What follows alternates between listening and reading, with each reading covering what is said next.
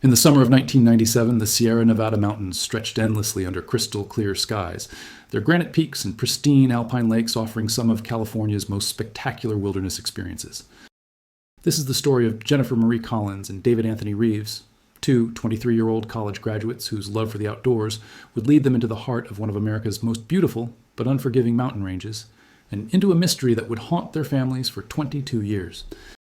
Jennifer lived in a studio apartment in Berkeley, California, just 30 minutes from the San Francisco Bay Area, where she worked as a junior environmental scientist for a consulting firm. Every weekend, she would load her Honda Accord with camping gear and head east toward the mountains, finding peace in the wilderness after spending her weekdays analyzing pollution data in sterile office buildings. Her colleagues remember her as passionate and driven, someone who would rather spend her vacation days backpacking through remote wilderness areas than relaxing on beaches. David shared a cramped apartment in Oakland with two roommates, working as a freelance web designer during the early days of the internet boom. Born and raised in Sacramento, he had discovered his love for the Sierra Nevada during Boy Scout trips as a teenager and had spent every summer since exploring new trails and challenging peaks. His friends described him as methodical and safety-conscious, the type of person who would spend hours planning routes and checking weather forecasts before any wilderness adventure. The two had met during their senior year at UC Davis, bonding over their shared passion for environmental conservation and outdoor recreation. After graduation, they had maintained their friendship through weekend hiking trips throughout Northern California, gradually tackling more challenging and remote destinations as their experience and confidence grew. Their routine was built around their shared love of wilderness exploration. They would spend weekdays planning their next adventure, studying topographic maps, researching trail conditions, and coordinating their schedules. Jennifer kept detailed journals of their trips, documenting wildlife sightings, weather conditions, and the locations of the most spectacular camping spots they discovered. If you enjoy real mysteries like this one, please subscribe to the channel and hit the notification bell so you don't miss any cases. On the morning of August 14th, 1997, Jennifer and David followed a routine they had practiced dozens of times. They met at Jennifer's apartment at 5:30 in the morning, loaded their gear into her Honda Accord, and began the 4-hour drive to the eastern Sierra Nevada. Their destination was the Ansel Adams Wilderness, a pristine area known for its dramatic granite formations, crystal clear lakes, and challenging backcountry terrain. Jennifer had obtained wilderness permits for a 5-day backpacking trip that would take them deep into the backcountry, following a route that connected several alpine lakes in one of the most remote sections of the wilderness area.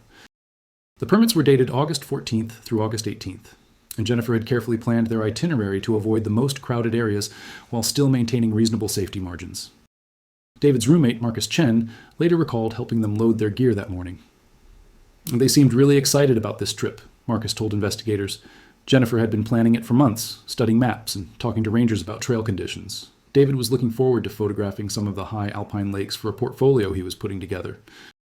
They packed their usual equipment, a 4-season mountaineering tent, sleeping bags rated for high altitude conditions, a portable camp stove, water purification tablets, and enough food for 6 days to provide an extra safety margin.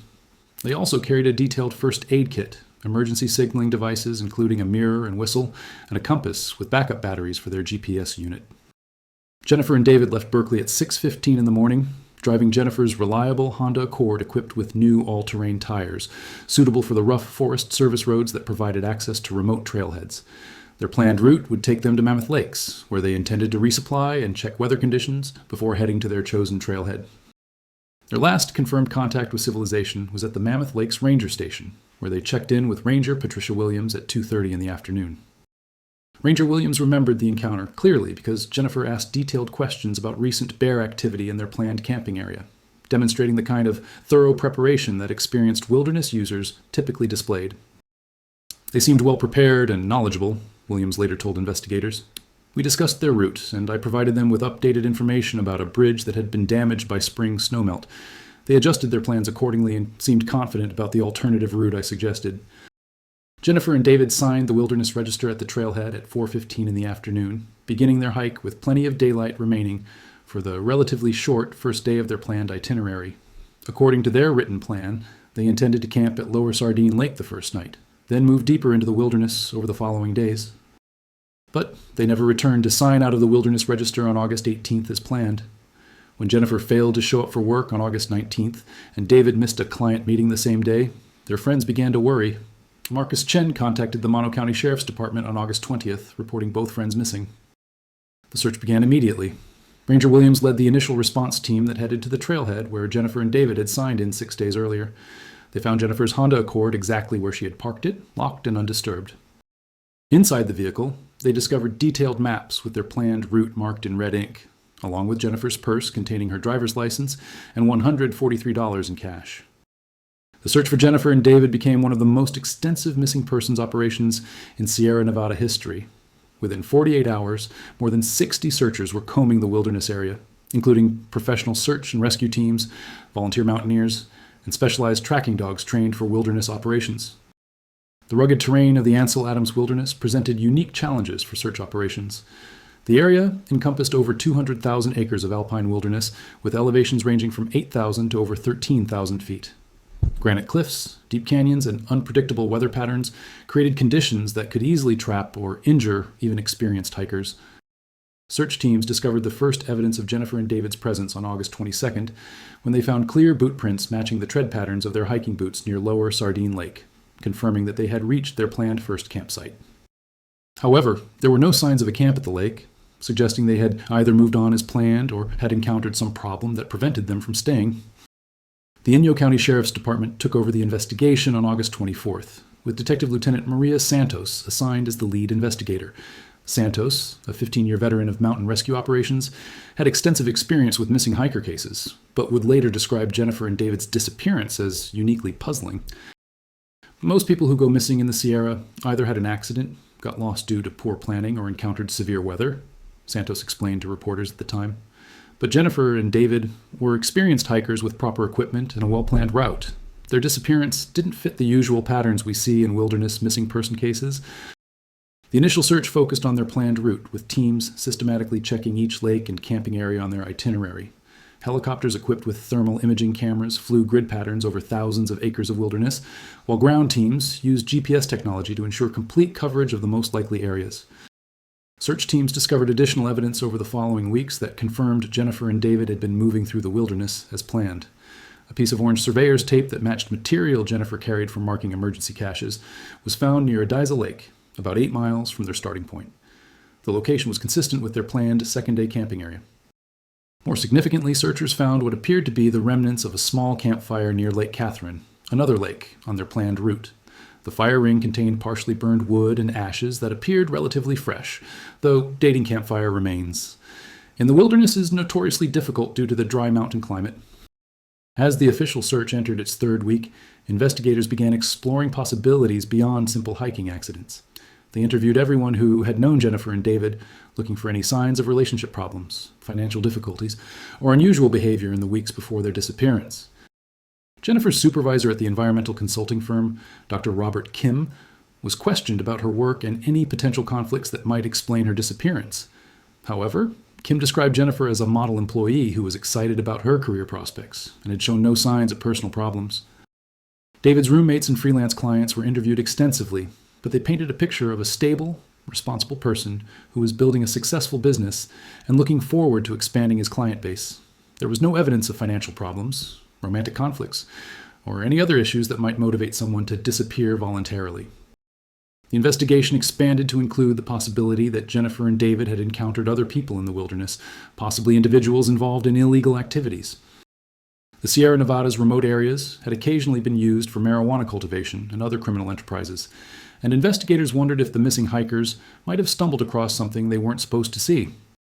However, law enforcement agencies reported no known criminal activity in the specific area where Jennifer and David had disappeared, and the timing of their disappearance didn't coincide with any major drug enforcement operations or other law enforcement activities that might explain their fate.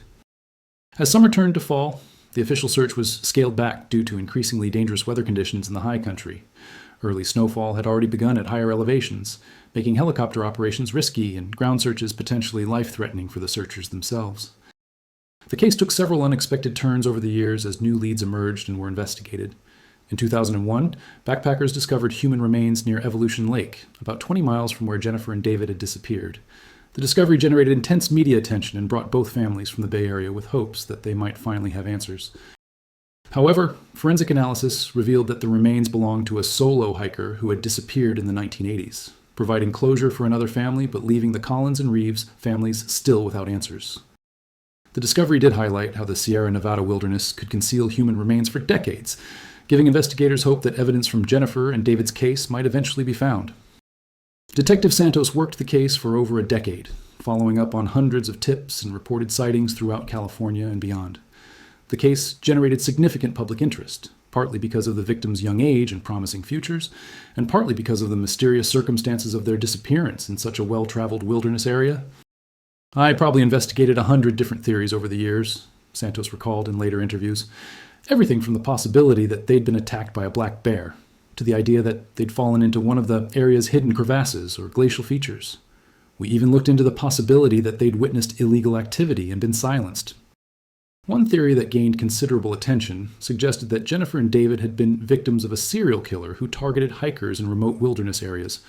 During the late 1990s and early 2000s, several unsolved disappearances and murders in various national parks had raised concerns about predators specifically targeting outdoor enthusiasts. However, detailed analysis by FBI behavioral specialists found no evidence linking Jennifer and David's case to other similar crimes.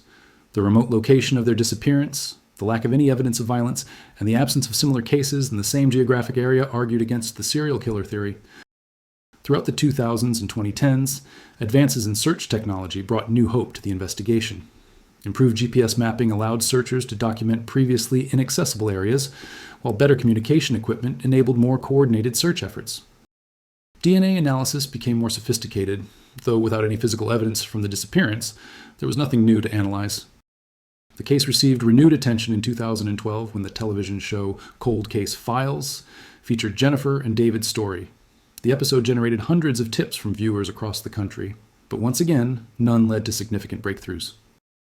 However, the show did introduce their case to a new generation of amateur investigators and online communities dedicated to solving missing person mysteries.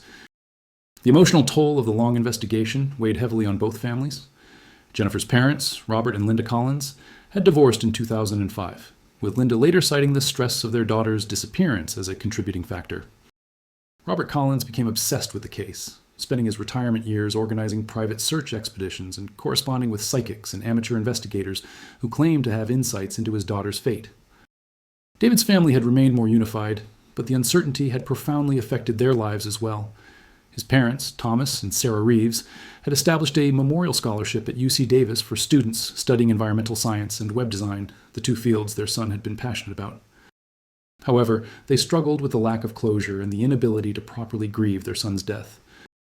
The breakthrough that would finally solve Jennifer and David's case came from the most destructive source imaginable.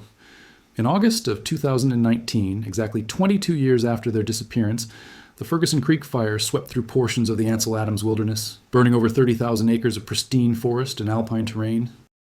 Wildfire had become an increasingly serious threat in the Sierra Nevada due to climate change, decades of fire suppression policies, and drought conditions that left forests extremely vulnerable to ignition. The Ferguson Creek fire was one of several major blazes that burned throughout California that summer, requiring massive firefighting efforts and evacuation of nearby communities. As firefighting crews worked to contain the blaze, they discovered something that had been hidden in the wilderness for over 2 decades. In a remote area that had been heavily burned, about 12 miles from where Jennifer and David were last known to have camped, firefighters found the remains of a tent that had somehow survived partial burning. Fire Captain Miguel Rodriguez, a 20-year veteran of wildfire suppression, was the first to recognize that the discovery was significant. The tent was clearly not recent camping debris. It was partially buried under years of accumulated forest litter and showed signs of long-term exposure to the elements. More importantly, the tent was not empty. Inside the partially collapsed shelter, Rodriguez could see what appeared to be human remains, along with camping equipment that looked decades old. The discovery site was immediately secured, and the Mono County Sheriff's Department was contacted. Detective James Park, who had taken over the Collins-Reeves case from the retired Detective Santos, arrived at the scene within hours. When he saw the tent and its contents, he immediately recognized the potential significance of the discovery. The camping equipment visible in and around the tent matched descriptions of gear that Jennifer and David had been carrying when they disappeared. Forensic analysis of the scene revealed a tragic story that had been hidden in the Sierra Nevada wilderness for 22 years. The tent had been set up in a small clearing that was sheltered from wind, but unfortunately located in what fire experts later identified as a natural fire trap, an area where burning material could accumulate and create extremely dangerous conditions. Dr. Amanda Chen, a forensic anthropologist from UC Davis, was brought in to analyze the remains found in the tent. Her examination revealed the skeletons of 2 individuals, one male and one female, both consistent with the ages, and physical descriptions of Jennifer Collins and David Reeves. Personal items found with their remains confirmed their identities. Jennifer's hiking boots, with her initials carved into the leather, were found near one set of remains. David's distinctive camera, a professional-grade model he had saved money to purchase, was discovered in a waterproof bag that had protected it from decades of exposure. Most significantly, investigators found Jennifer's wilderness journal, its pages water-damaged but still partially legible. The final entries, dated August 16th and 17th, 1997, provided crucial insights into what had happened during their final days. According to the journal entries that could be deciphered, Jennifer and David had been following their planned route successfully for the first 3 days of their trip. However, on August 16th, they had encountered an unexpected problem. David had suffered what appeared to be a significant injury to his ankle, possibly from a fall while crossing rocky terrain near one of the high alpine lakes. The journal indicated that David's injury was severe enough to prevent him from continuing their planned route, but not immediately life-threatening. Jennifer wrote about their decision to establish a more permanent camp while David's ankle healed, hoping that a few days of rest would allow them to either complete their planned route or hike out to safety. The location where they chose to camp was sheltered and had access to fresh water, but it was also several miles off their planned route in an area that search teams had not thoroughly explored during the initial search operations. The journal entries suggested that they had adequate food and were in good spirits despite the setback. However, the final legible entry in Jennifer's journal, dated August 17th, mentioned seeing and smelling smoke in the distance. Unknown to Jennifer and David, a small wildfire had started several miles away, apparently ignited by a lightning strike during a brief thunderstorm that had passed through the area. Fire behavior experts who later analyzed weather records and burn patterns from 1997 determined that the fire had spread rapidly through the drought-stressed forest, driven by unpredictable wind patterns common in mountainous terrain. The fire had moved much faster than Jennifer and David could have anticipated, especially with David's mobility limited by his injury. The forensic evidence suggested that Jennifer and David had recognized the danger and attempted to take shelter in their tent, probably hoping that the fire would pass around their location. However, the area where they had camped became engulfed in what fire experts call a blow-up situation, a sudden, explosive intensification of fire behavior that can trap even experienced firefighters. Dr. Chen's analysis indicated that both Jennifer and David had died from smoke inhalation rather than burns, suggesting that they had lost consciousness quickly as superheated gases filled their tent. While tragic, this finding provided some comfort to their families, knowing that their suffering had been brief. The 1997 wildfire that had claimed Jennifer and David's lives had been relatively small and had burned out quickly, leaving little trace in official fire records. The area where they died had regenerated naturally over the following decades, with new forest growth concealing their campsite until the 2019 fire burned away the vegetation that had grown up around their tent. Detective Park traveled to the Bay Area to meet with both families and inform them of the discovery. The meetings were emotionally difficult for everyone involved, but both families expressed gratitude for finally having answers about their loved one's fate after 22 years of uncertainty. "We always hoped they were still alive somewhere," Robert Collins said through tears. "But knowing what happened, knowing they were together at the end and that they tried to take care of each other, that brings us some peace. They died doing what they loved, in a place that gave them so much joy." Sarah Reeves, David's mother, reflected on the bitter irony of the discovery. "It took fire to reveal what fire had taken from us," she said. "In some way, it feels like the mountains finally decided to tell us their secret, to let us bring our children home." The resolution of Jennifer and David's case had significant implications for wilderness safety education and fire behavior research. The Sierra Nevada Conservancy used their story to develop new educational materials about wildfire risks for backcountry users, emphasizing that even small, distant fires can become deadly threats with little warning. The case also contributed to research on how wildfires affect missing person investigations. Dr. Lisa Wong, a researcher at the California Department of Forestry and Fire Protection, published a paper examining how fire can both conceal and reveal evidence in long-term missing person cases. "The Collins-Reeves case shows us that wildfire can be both destroyer and revealer," Dr. Wong wrote. "While fire destroyed the forest that might have provided clues to their location, it also ultimately revealed their remains after more than 2 decades. This has important implications for how we approach missing person searches in fire-prone wilderness areas." The discovery also sparked discussions about communication technology and emergency procedures for backcountry hikers. In 1997, satellite communication devices were not available to civilian users, and cell phone coverage was non-existent in remote wilderness areas. Modern hikers have access to satellite messengers and other emergency communication tools that might have saved Jennifer and David's lives. The California Department of Parks and Recreation used their case to promote the use of satellite communication devices and to educate hikers about developing emergency action plans that account for rapidly changing conditions like wildfire, severe weather, and medical emergencies. The memorial service for Jennifer Collins and David Reeves, held 22 years after their disappearance, drew over 400 people to a mountain meadow near Mammoth Lakes. Attendees included family members, college friends, search and rescue volunteers who had looked for them over the decades, and fellow outdoor enthusiasts who had been inspired by their story. The service featured remarks from several of the search and rescue volunteers who had never stopped believing that Jennifer and David would eventually be found. Their dedication over more than 2 decades provided a powerful testament to the bonds that form between searchers and the families of missing persons. Tom Bradley, a volunteer searcher who had participated in dozens of search operations for Jennifer and David over the years, spoke about the impact their case had on the search and rescue community. "Jen and Dave became family to all of us," Bradley said. "We never stopped looking, never stopped hoping. Finding them finally, even under these circumstances, it gives us closure too."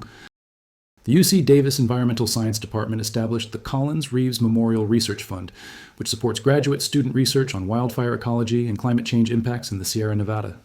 The fund has supported over 20 research projects that have contributed to understanding how changing fire patterns affect both wildlife and human safety in wilderness areas. The investigation into Jennifer and David's disappearance had consumed significant resources over 2 decades. The Mono County Sheriff's Department estimated that more than 1,000 hours of detective work had been dedicated to following up leads, interviewing witnesses, and coordinating with other agencies. The search operations alone had cost over $600,000, not including the countless hours donated by volunteer searchers. Detective Santos, who had worked the case for its first 15 years before retiring, reflected on the challenges of long-term missing person investigations during the memorial service. "Cases like this stay with you forever," she said. "Every lead you follow, every search you organize, you're carrying the hopes of families who just want to know what happened to someone they love."